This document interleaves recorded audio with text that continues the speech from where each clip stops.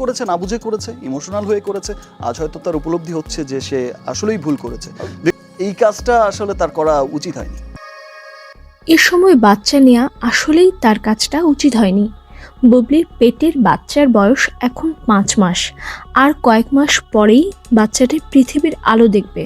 কিন্তু এর সময়ে শাকিব খান বাচ্চাটি নিতে চাচ্ছেন না। উনি যেটি ভালো মনে করেছেন উনি সেটি বলেছেন।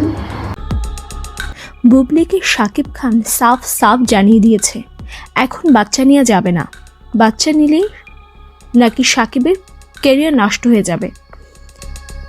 সংসার করা না, শাকিব খানের ওয়াইফ হওয়া না, তার মূল বিষয় হচ্ছে শাকিব খানের কেরিয়ারকে ধ্বংস করা।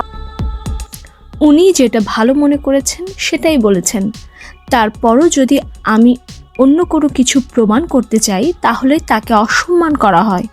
তারপরে যদি আমি এখন অন্য কোনো কিছু প্রমাণ করতে যাই তাহলে তাকে অসম্মান করা হয়। শাকিব আমাকে বলে বাচ্চাটা নষ্ট করে ফেলতে। আমি চাইলেই বাচ্চাটা নষ্ট করতে পারবো না। এর আগেরটাও নষ্ট করতে পারিনি, দ্বিতীয়টাও পারবো না। সে আমার পাশে থাকুক আর নাই থাকুক।